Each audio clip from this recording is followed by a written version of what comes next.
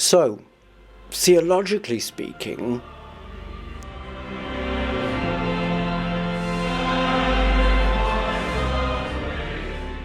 hello, and welcome to Theologically Speaking. We are entering into Season 2. I'm Kyle Leon Henderson, and I'm joined again by Father Ian Elliott Davis. Hello. hello, good to see you yet again. Great to see you. We have blazed a trail right on through to Season 2. Season 2. We've ended last week with Season 1, and this season, coincidentally, or not coincidentally, we are headed into Advent today. Mm-hmm. So we are going to be discussing the seasons of the church today, or this season. Yes, the season of Advent. Season 2 is going to be all about seasons of the church. So Right. this is going to be a little bit more of a deeper exploration than Season 1, the taster's choice. Mm-hmm. But today we sort of decided that today's episode was going to be titled "When God Takes a Breath." What does that call to your mind when you think God taking a breath? It's as if the divine. It's like at the end of the creation narrative in Genesis, God looks at all of creation and says, "It is amazingly good," and then takes the seventh day as his Sabbath day, his rest. And that's what, in my mind, that's what God taking a breath conjures up, that he's resting, he's taking a break, he's waiting, and phenomenally, he is waiting on us. God actually waits on us, waits for our response, waits for our yes or no. And it's interesting to think about it in terms of waiting, especially now during Advent, because it seems like that, to me, that's what Advent has always been, the anticipation and the waiting for the birth of Christ. And it just seems so fortuitous to the coincidences of where the show landed is fortuitous, because Right. It just seems like we're in a space in this year of 2020 where we all need to just take a breath. Yes. And yes. wait and see for a moment Yes. instead of being, because that's been something I've been dealing with, and I think a lot of people that I've been talking to have been dealing with. It's become muscle memory to become so reactionary instead of Yes. just wait. The amount of impatience that one sees around, people becoming irate and annoyed over trivia, people losing their tempers over small things. And I think COVID-19, the coronavirus, has pulled us all up short. We've all been kind of shocked by how fast the pace of life had developed. And now, of course, we have no choice but to slow down. And I detect an impatience with that as well. That people don't want to slow down. People want to keep racing forward as fast as they can, with as many ideas and projects and jobs as they can muster.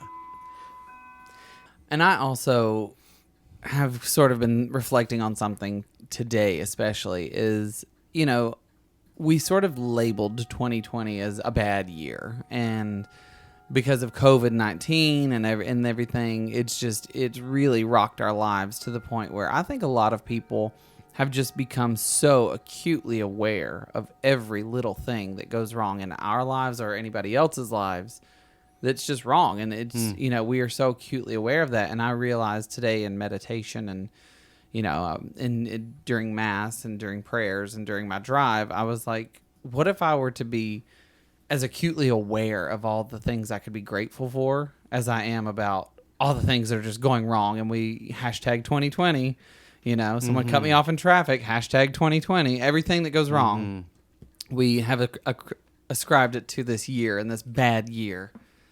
And that's another thing that I'm hoping to find in this waiting period and in this taking a breath period is the opportunity to just put a period at the end of the sentence of being acutely aware of the bad stuff. I think, and then to use grammar change at focus. all is really fantastic.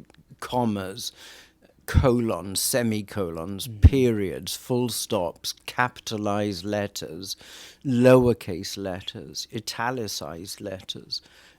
To see some of the nuance and subtlety in the language that we use, that is our common parlance every day, is incredibly important. And we can become introverted.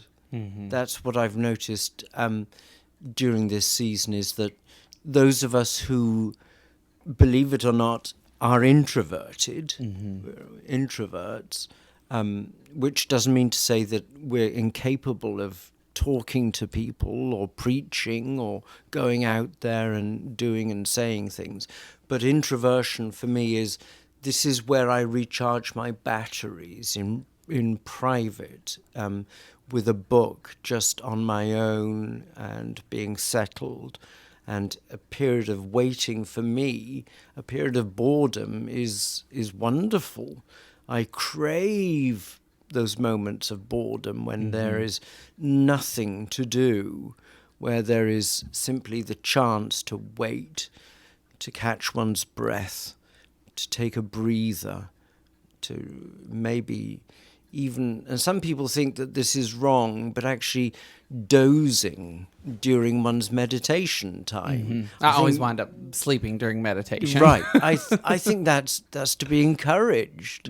I can't think of anything more pleasing to God than we drift off dreaming about the possibilities of the divine and God, and then we wake up and say, oh yes, I was angels and archangels and all the company of heaven were in my mind. I think that's a wonderful situation. Yeah. And you had mentioned how people are always just rushing forward, going on to the next thing. And I think that's true for me. And this whole notion of what we're going to be talking about in season 2 really fascinates me and excites me, because I grew up in a tradition where everything was the same year round. Right. The sort of theology of what we did was we did communion every Sunday, much like we do here in the Episcopal Church, but it was always the same in the fact that we do it on this Sunday because Jesus said do it on the first day of the week.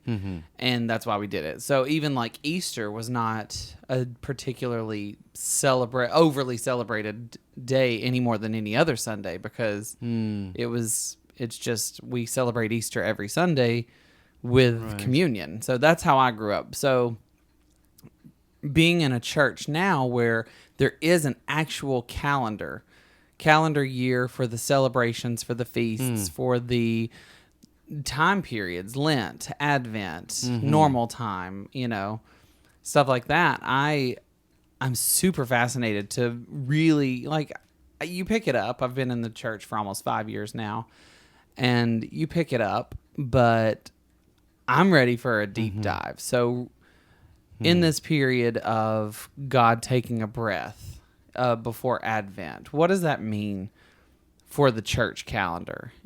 It means pausing and taking the time out to actually realize where we are. The same as in breathing, to learn to breathe and not simply react all the time, but to actually control the breath and inhaling and holding it and exhaling, and actually to almost cleanse oneself. I think in some traditions the breath is described as a cleansing kind of moment, where one breathes in cool, fresh, new air, and then exhales the old, stale, old air. And it's exactly the same if one is running a marathon. One learns to breathe in a particular way and has to. Otherwise, short spurts of the 20-yard race is very, very different from a marathon. So coming into Advent as we are, is that the message that we should be getting? A pause and a reset and a refresh and... Yes, I think so. There's that opportunity every week, of course. That's why our week is ordered as a 7-day week where we work, or presumably work, 6 days of the week. And then on the last day, on the 7th day, we take our rest, which is the Shabbat, the Saturday. In the Christian tradition, of course, the Sunday has become the Sabbath day, but that's because it's the first day of the week and the day on which the resurrection occurred. That's why we've transferred our holy day to Sunday, because of the resurrection of the first Easter. But even in each week there is a progression. The Sunday being the day of resurrection, of Easter, of celebration, and then Monday going back into our ordinary everyday toil, and then Tuesday comes around, and Wednesday, and each day of the week has its own, in the church, its own set lessons, lectionary readings, anthems, canticles, the various parts of the daily office. Even the day itself was divided up in the ancient church into 7 monastic hours, and those were kept, and you will see them still kept in religious communities to this day. It's very interesting. If you ever go on a retreat to a convent or a monastery or any kind of religious establishment, life is taken at a different pace. It's really fascinating. I actually went on a silent retreat as part of my confirmation into the Episcopal Church. Coincidentally, the weekend that I went on that silent retreat was the inauguration of President Donald J. Trump. Oh, gosh. Right. So the whole world was sort of erupting into a space of elation or despair. And I was called in duty to not say a word. Right. So that's that. And it is true. Like that, those silent times are very... It was probably some of the most reflective time I've ever had in my life in that moment, and probably needed it for, just the way that the world was going to erupt. Yes. Days later, and then for the next 4 years over whatever. But with Advent, what exactly is Advent? Because, and first, I guess I should backtrack and say, is Advent the beginning of the calendar year for the church? For the church, yes, it is. Advent is from the Latin word adventus, which means the coming, and it's the coming of the Christ, of course, at Christmas. So it's the preparation, the weeks leading up to Christmas. And in the Western church, it's just 4 Sundays. Always those 4 Sundays before Christmas are the Advent Sundays.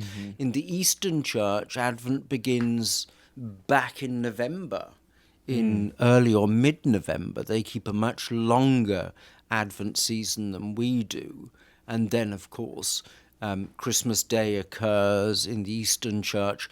But the big feast day in the Eastern Orthodox Church is, of course, the Epiphany on January the 6th, when the wise men or the 3 kings or the magi come and visit the Christ child. That's what the whole of the Eastern Orthodox celebration is about, the revelation of Christ to the Gentiles, as it's called. Is that because when you say the revelation, is that because that's when the world knew that he was here? Rather than when he actually was here. Well, he was born on such and such day, But that moment was when the world knew he has Right. arrived. And Right. we are the people who are going to, those three kings are the wise men. We're the ones who let everybody else know. Right. He's here. Right. Gotcha. And traditionally they're from the East and they're non-Jewish, they're Gentile. Being from the East, this is a little bit, rabbit holey, but being from the East, is that to infer that they're of Asian descent? Asian, African, any area east of the Mediterranean, east of the Holy Land, because they'd been following the star, it says, which had led them to Bethlehem. And during there are big times in the church, like Advent is one of the bigger spans of time, and Right. Lent being another one, is my understanding. And I know that there's certain things that happen during Lent, and we'll get to it when Lent comes. What is it that we should? Because just for the juxtaposition of what I'm trying to say, during Lent, the ornamental things are taken down, and Yes. and it's a quieter, more meditative Well, they're space. stripped back. They're not Right. just taken down. In Lent, everything is stripped back to its minimum. And we'll get into why that is when we get to Lent. Right. But is there anything of that nature that goes on during Advent? Well, the colours change in Advent. The vestments change from being gold or green or red to violet. Violet or purple is actually, believe it or not, a colour of penitence Is it? in the church's traditions. And see, I know purple to be sort of a royal family Right. color.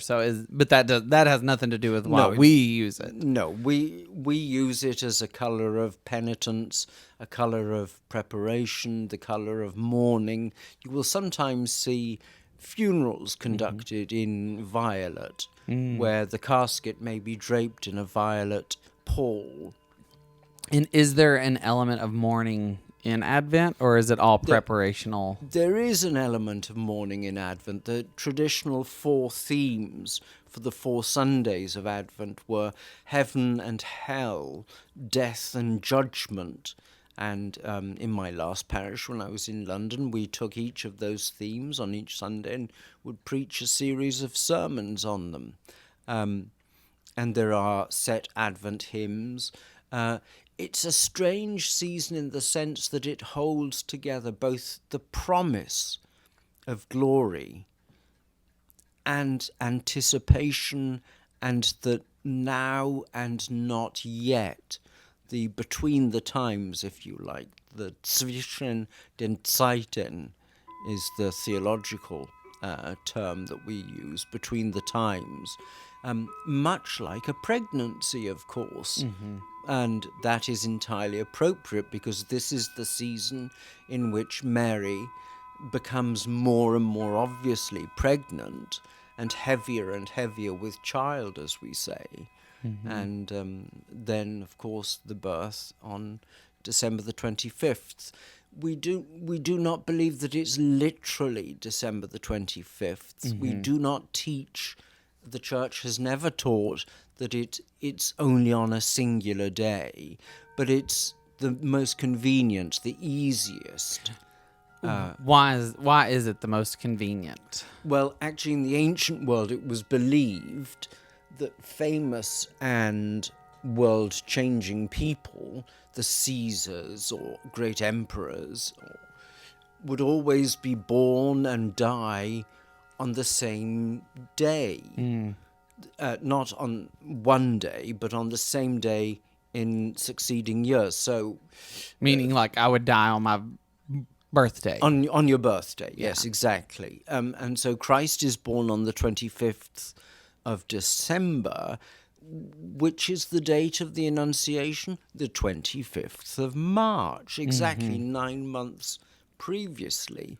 So Christ is, in one sense, born on the 25th of March, then born literally on the 25th of December, and it was taken that the crucifixion, Good Friday, also occurred, this is by ancient church tradition, also occurred on March the 25th as well. So it's about, there's a symmetry to it. There's a symmetry to the year, and that each part of the year is about pausing and waiting and silence and being prepared, preparation. And those silences are really vital if we're to understand what is being said. And I think that's something that has always drawn me to, especially the Episcopal Church, because when we were in the church and having mass, or having mass live, we could be in the church in our pews. I was always fascinated watching you and other priests celebrate communion, because there is such a symmetry to every move you make and every word you say, or at least that's something that I've always noticed, that you go down on one knee and then exalt the bread, and then you go down on one knee and exalt the wine, and Right. there's that symmetry of everything has a delicate purpose. Yes. That I loved. And I'm curious, because you just used the word symmetry for the calendar year and for the church's everything. What is the purpose of that in all of that, the such a structured calendar with symmetry and Right. purpose like that? Well, we're profoundly focused on Christ. We're Christologically focused. That is the emphasis. That is the main. Kind of point of the Christian faith is Jesus Christ, Jesus of Nazareth, the Christological focus. And I've forgotten the question. I know. I was just saying I was distracted by Louis. He's snoring. He's snoring. Louis So is I looked snoring. away and I got you distracted, or I got distracted. But my question was Oh, the symmetry. the symmetry of just the superbly structured church calendar. I mean, and we'll get it. I want to get into more of that later, of the feast days and things like Yes. that. We have all that in the calendar year, and I'm just curious, how did that come about, to the Right. necessity of it and the execution of it? Because we are Christologically focused, therefore the life of Christ is what we not reenact, but we represent each year. And so the birth is at Christmas, the infancy during January, the Epiphany, the Magi, and we also have the baptism of Christ coming in there, as well as the presentation of Christ in the temple on the 2nd of February, which is when the Christ child is taken by his mother and father to the temple, and the priest blesses Mary and blesses the father, Joseph, and blesses Christ the child, and holds in his arms this babe. And Simeon, the priest, says, "Lord, now lettest thou thy servant depart in peace according to thy word, for mine eyes have seen thy salvation, which thou hast prepared before the face of all people, to be a light to lighten the Gentiles, and to be the glory of thy people Israel." As he's holding this babe, and what Simeon is saying, and this is an astonishing statement, is, I am seeing God. This is God. Lord, now lettest thou thy servant depart in peace. I can die now because I have seen the divine. I've seen this babe. That's wonderful. And so that's just one comma in the long sentence that is the first part of the church's year. So Advent begins the year. Christmas marks that kind of apex where it comes to the birth of Christ, that high point. And then we go into the other seasons of the church's year. And each week, in some ways, for instance, on a Thursday, when we celebrate Mass on a Thursday, it's often in thanksgiving for the institution of the Eucharist, of the Mass itself, also for the unity of the Church, because we believe that the celebration of the Eucharist actually brings about unity and peace within the church. And how did, I mean, and this might not be particularly helpful or useful, but I'm just curious, how did that become a Thursday thing? Like how Because did Maundy Thursday. Because of Maundy Thursday. Yes, So it's yes. all tied, like even in the week, it's all tied to the important weeks Right. in the church, the specific Right. weeks. Every week is Thursday Thanksgiving for the communion. Yes. Yes. But in the traditional Holy Week, the time leading up to Christ's crucifixion and resurrection, Maundy Thursday is when we see that story in the Bible of the breaking of bread with his apostles. Yes. And Yes. that's what Maundy Thursday is, and that's why you do that on Thursday. So it is sort of, I mean, sort of what I was talking about, my tradition. We do it each week because it was done on the first day of the week and this and that. We do celebrate the life of Christ in some way from beginning to end and resurrection each week. Yes. I should say also, for those who are unfamiliar with the word Maundy Thursday, it's from the Latin mandatum novum, because what Jesus says on that day is, a new commandment I give to you, to love one another. And that's the mandatum novum, the new commandment. I'm glad you said that, because I knew that it was Maundy Thursday, Maundy, Maundy. And being from the South, when I first heard it, I heard Monday Thursday. Monday Thursday. Which is how they say the days of the week in the South. Right. So it took me a minute to wrap my brain around that, but I never knew it that much. And then we have Good Friday. Maundy Thursday goes into Good Friday. And those are the, which then also goes into Holy Saturday. Those 3 days are called the Triduum. They're the 3 sacred days where Christ is betrayed, celebrates the Last Supper, washes the disciples' feet, gives the new commandment, is betrayed by Judas Iscariot, is taken by the Roman centurions and by the temple police, and is put on trial. And then on Good Friday, of course, he is crucified, he is put to death.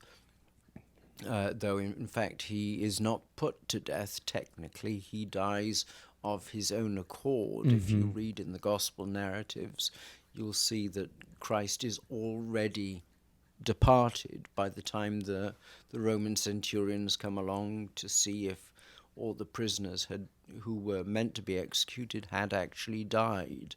And it was a barbaric, wicked way in which to execute people. It was very, very much frowned upon by every civilization. But that's Good Friday. And then Holy Saturday is a non-day. It's like it's a blank day because Christ is in the grave. We believe that Christ is actually, we say, harrowing hell. He is actually despoiling the evil one. He is routing the devil. And isn't it that even part of the Apostles' Creed that he goes descended to hell? Descended into hell, and the third day rose again, according to the Scriptures. Yes, we say that in the Creed. And that descent into hell is that Christ goes to the furthest place away from God. He goes to the place that is absolutely the most removed from the divine, which is the depths of hell. And from the depths of hell, he rescues, he brings back with him all of humanity, fallen humanity. And you will see in Eastern Orthodox iconography that Christ has in one hand Adam and in the other hand Eve, as he bursts through the gates of hell that are smashed from the inside. And that's dramatically enacted in some of the Eastern Orthodox liturgies. And that is really, I mean, that's, to have that imagery is so profound, to just think that because of this Son of God, all that was and all that will be is now safe in the arms of God. Right. And Kyle, that's an incredibly important point that you've just made. It's not just a historical event like the invasion in 1066 of Britain, by the Normans, or the resignation of President Nixon during the 70s or whenever it was. A finite point that we eventually move on from. Right. But the resurrection, like the crucifixion, is a God-sized event. It is not just a historical fact, but it is a fact that determines all other facts in the universe.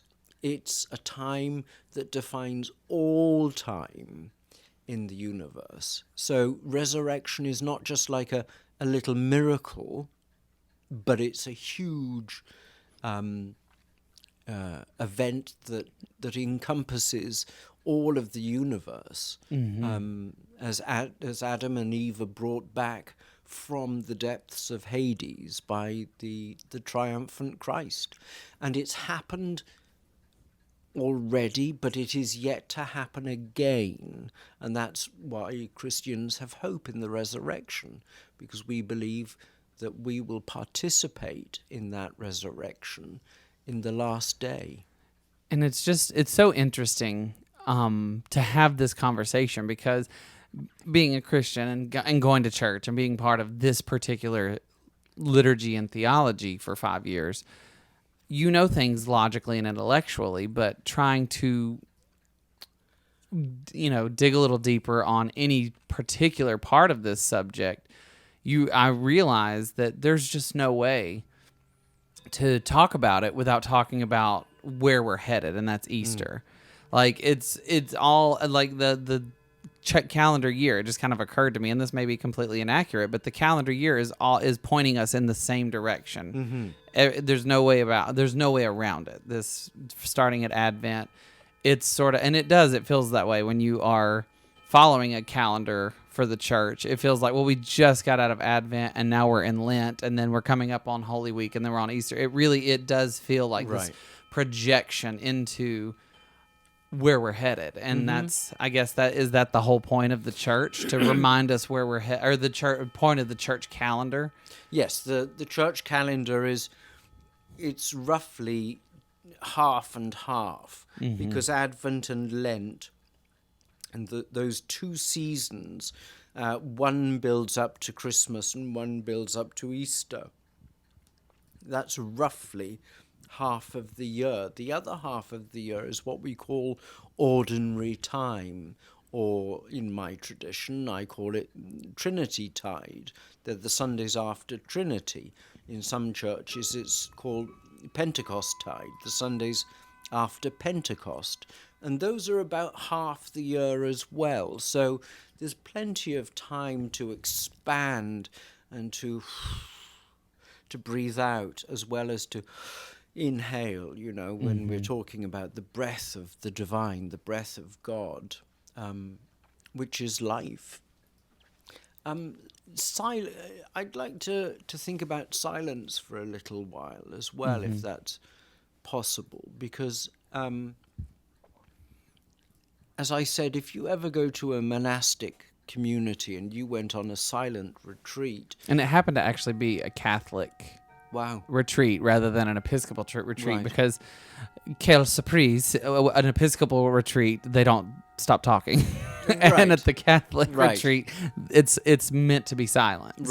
Right. Well, there are Episcopal foundations where there are silent retreats as well, but I don't know if you noticed, but when in a monastic or convent community, when the community gathers together to worship, and the day is punctuated, as I say, with various offices, 7 in total, but matins and evensong being the two that we're most familiar with in our tradition. The community gathered together, when they recite psalms, I don't know if you noticed this, but they separate the psalm into the verses of the psalms into two halves. There's always a colon between the first half and the second half. And so it goes, "The Lord is my shepherd, I shall not want. He maketh me to lie down in green pastures." There's always the colon, which is the pause. And it's very confusing for people. I remember the first retreat I ever led when I first arrived in Los Angeles, and a group of parishioners, we went up to Santa Barbara, and we got to the Psalms, and people started reading them as if they were reading, a story, just one thing after the other. "The Lord is my shepherd, I shall not want. He maketh me to lie down in green pastures." And that's not the way that time functions in a religious community. Time is sacred, and it's marked out as being sacred by the pause at the colon in the psalm.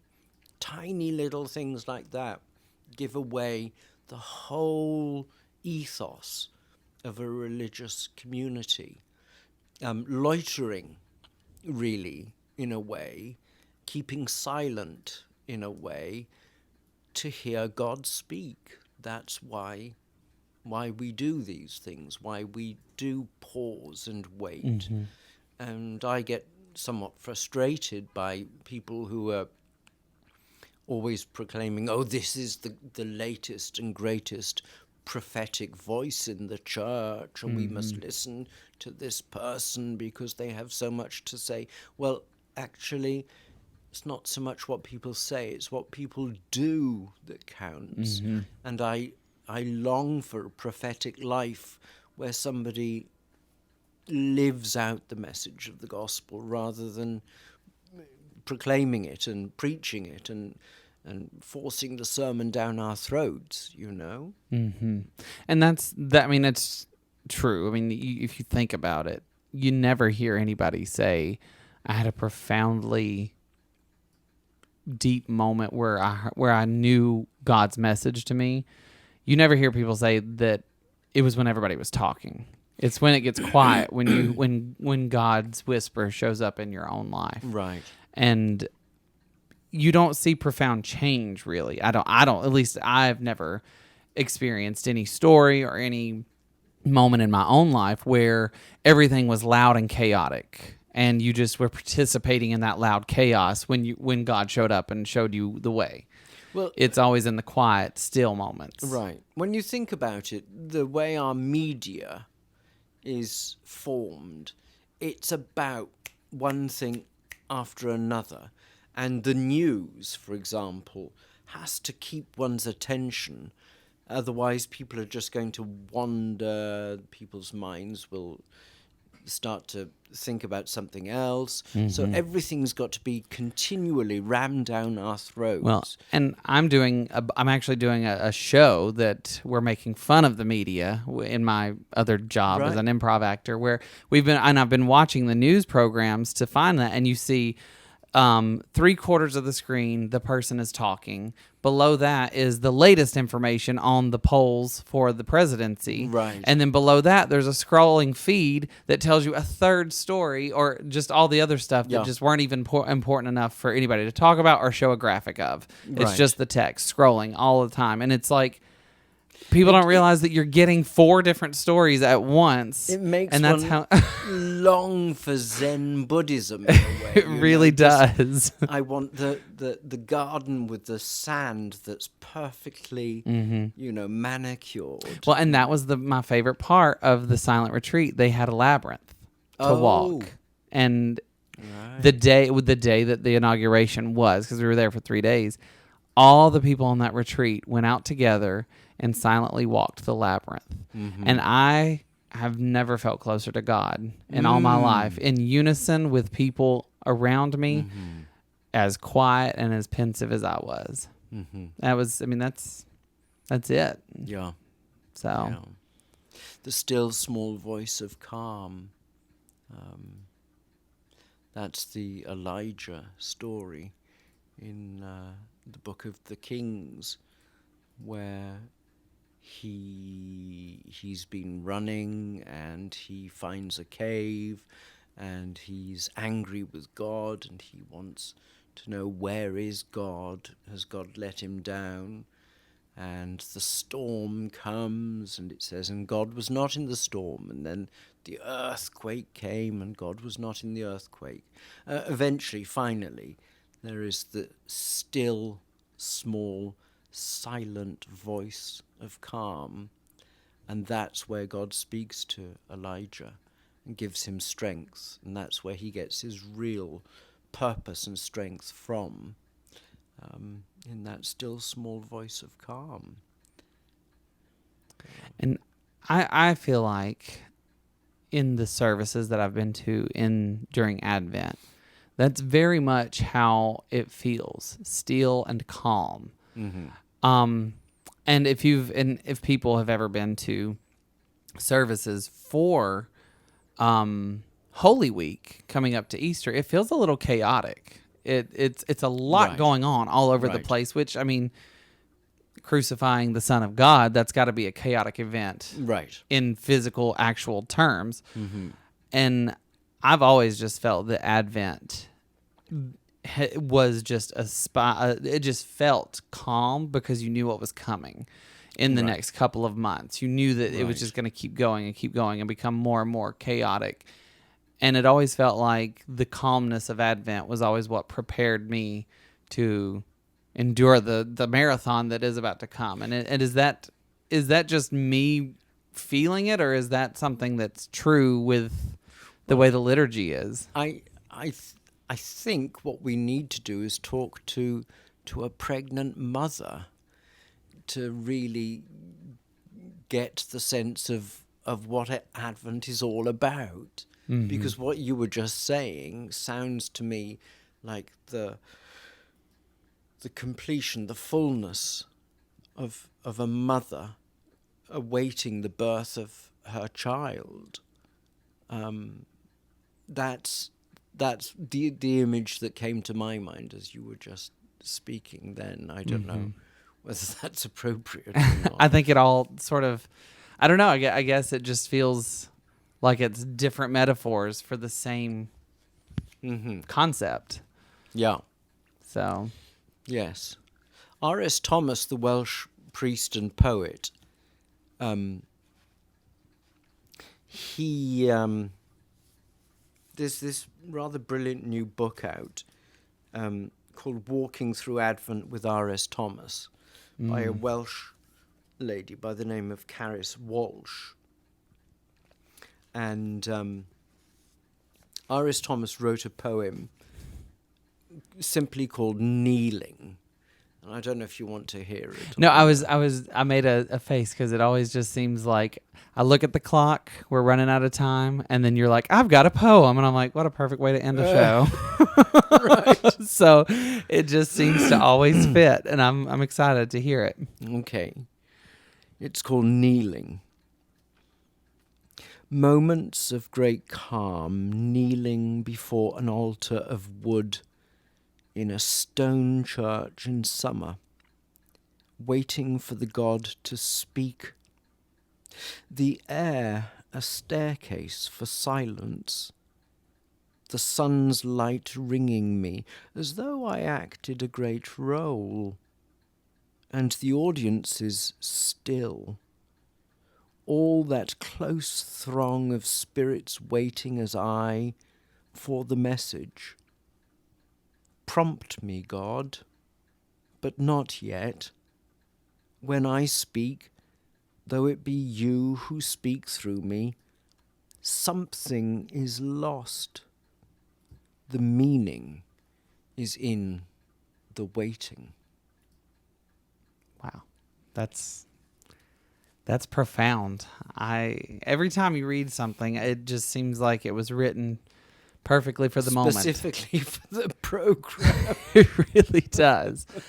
Well, I think that is a perfect place to leave off for the exploration of Advent for today, because that's it. And to give, did I say the title of the book? You did, but for those who are Frequencies curious. of God, Walking Through Advent with R.S. Thomas, Frequencies of God by Caris Walsh. Karis Walsh. Caris Walsh. That's Very good. fantastic. Well, I would say I hope you stay hydrated and well rested for the coming season of Advent, because it seems like a clergyman is pretty busy, but I don't know. It seems like also perhaps you do get a lot of rest and reflection in Advent. So thank you for this time. Thank you. Thank you very much. And we will be back in a week or so with another installment of the calendar year of the church. Theologically Speaking.